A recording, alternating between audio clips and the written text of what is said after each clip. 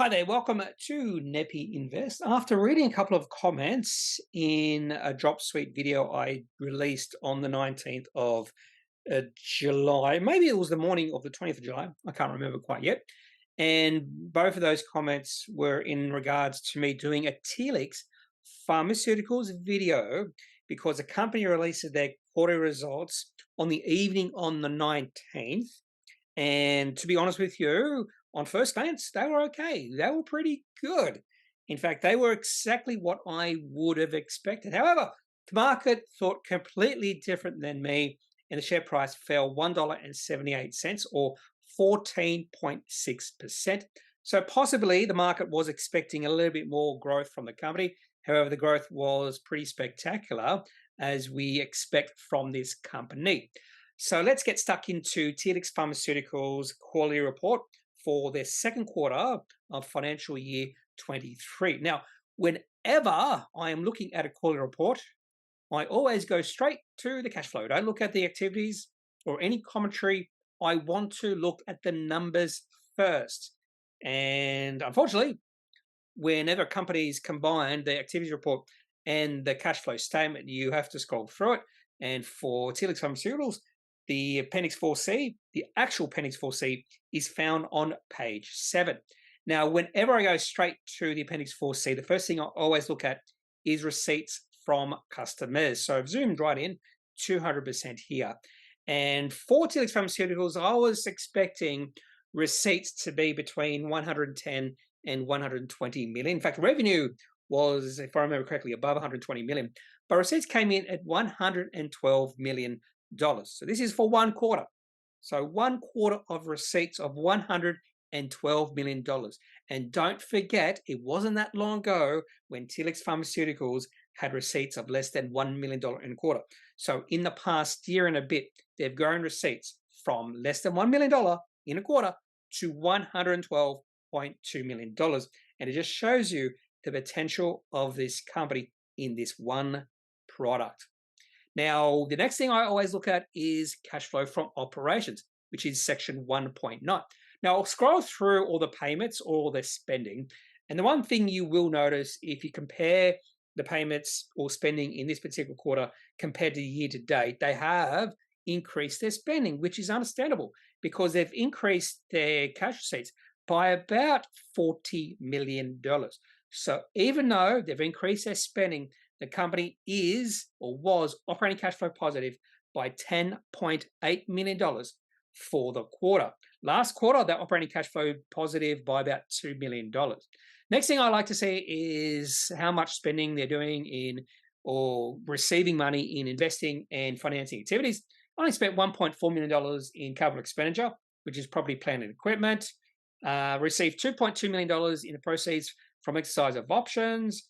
For some reason, they increased their borrowings by $1 million, but overall, they did increase their cash on hand from $121.4 million to $131.7 million. So cash is not an issue for this company. Typically, the next thing I do is look at debt, which is found in section 7. So loan facilities, and they have debt of $6.3 million. That's nothing for this company right now. This company has a market cap of about $3.5 billion, roughly that. Something like that. We can check right now. I'm not sure if ComSec updates their market cap. $3.88 billion, according to ComSec. Sounds about right. Maybe a little bit less today after the share price did sell off. So no worries about financing facilities, but I always have a look at just in case there's something surprising there. And at Section 8, you don't have to worry about because they have plenty of cash on hand and they can fund their business through the next 100 years if they wanted to.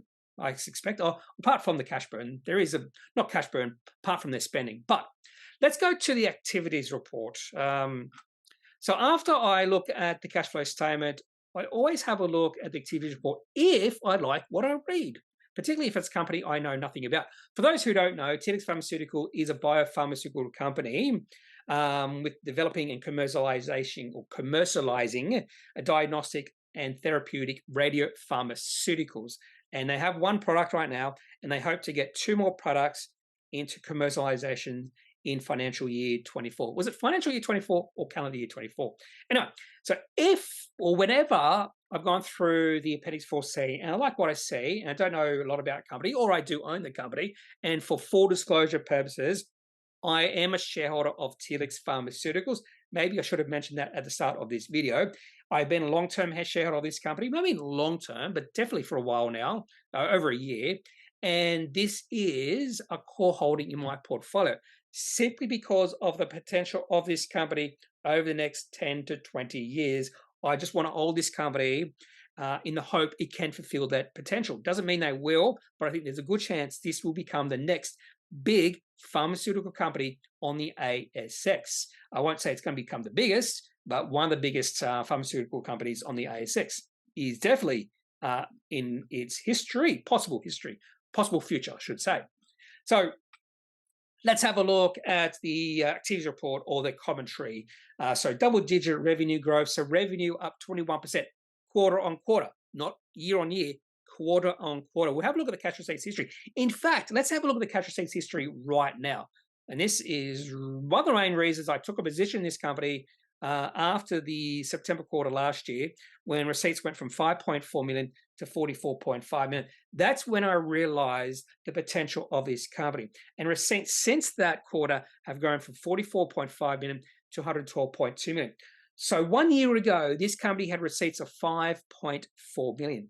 So again, receipts have increased from 5.4 million in one quarter to 112.2 million in one quarter. So that's over a 1 year period. That's why I'm excited about the potential of this company. Not only that, this is one product. They have many more products in the pipeline, which I'll talk about in a second, very briefly.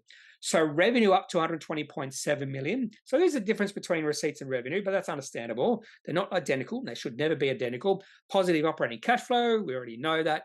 Cash receipts and customers, we already know that. And closing cash balance. So the summary is just what I read in the numbers in their Appendix 4C. So I don't really have to go through their financial summary in their commentary because we know what they say.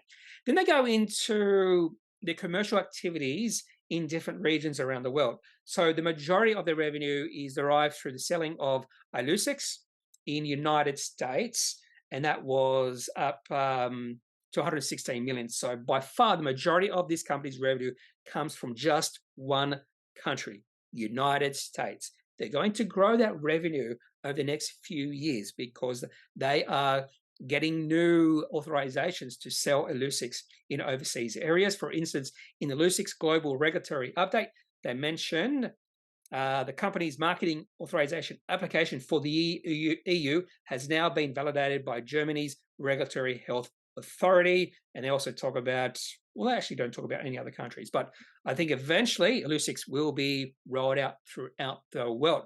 And then they talk about their clinical programs update. This company has a lot of stuff in the pipeline. I'll let you go through that if you want, because there's a lot of interesting things happening, particularly with the possibility of this company. And I think they might mention this or have a graph in here in their presentation. So this is one of the companies that actually also releases a presentation alongside the Appendix 4C and the activity report. So in the operational highlights, they are preparing to launch 2 products in 2024, subject to regulatory approvals. So if they get these regulatory approvals, there is potential this company could have 3 products in 1 year. That's another reason I'm excited. But they have a lot more in their pipelines as well. So a lot going on for this company. And this is just imaging, and there is a chance they could go to therapy, that sort of thing. So a lot to like about this company. Probably the only thing you might be a little bit wary about Telix Pharmaceuticals is that market. So about a $3.5 billion market. So the market is aware already about the potential of this company. So you do have to pay for it. You do have to trust. I won't say hope. You have to trust that management can keep this momentum going over the next 5 years. And the way they have done things in the last 3 years, I am confident they can continue this momentum in that time period. So at this point in time, I won't be selling my shares in Telix Pharmaceuticals. I won't be taking profits. In fact, more than likely, if I see the share price pull back even further than it has right now, I might add to my position, particularly if the share price falls, say, below $8 or $7.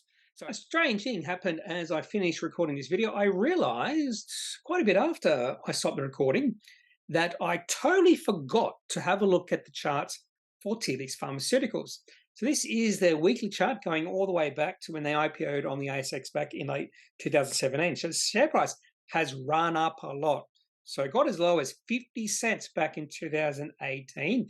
Now the share price is $10.38. So that's a 20 bagger for those who bought in at the low back in 2018. But as you can see, after that massive run up in 2000 or between late 2020 and early 2022, the share price of Telix Pharmaceuticals has been quite volatile. But generally, the share price is still in an uptrend if you take away that volatility.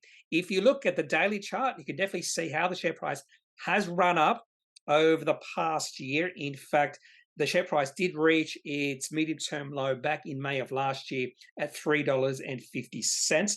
And then the share price broke out in April. You can see the share price broke out above its recent or the all-time high, the previous all-time high, which was reached in early 2022 on April, what date was that? April the 18th. So the share price increased 12.7% on that day on fairly large volume. So that is the very definition of a breakout. And the share price kept on going up. But over the past 2 months or so, the share price has been really volatile. We have seen the share price trade between $12.50 and around about $10. And more interestingly, if we have a look at the 1 hour chart, we can see that around about $10.25 is a fairly strong support level for this company. Now, during trading today, whenever the share price fell below that level, there was buying. And we know there is a lot of buying when the share price fell below that level because every single 1 hourly candlestick, we have a shadow to or at the bottom of that candlestick, which tells us there was buying that brought the share price back up above $10.25, around $10.25. High volume today as well. And that's the other main thing about the trading today on July the 20th. Really high volume. If we have a look at the daily chart, this was the highest volume we have seen since 12th of August 2022, when the share price decreased 7.67%. And the recent or the previous highest volume before that was back in early 2022. So high volume day. So obviously there are fund managers selling out of their positions, maybe some fund managers buying into Telix Pharmaceuticals today.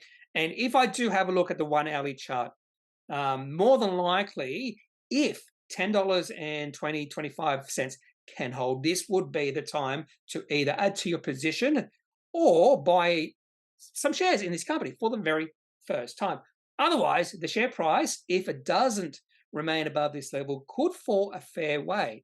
And if we look at the daily chart, it could fall all the way down to, we'll say $8.75, which was a recent high or the previous high we saw back in January 2022. So that would be the next support level for this company.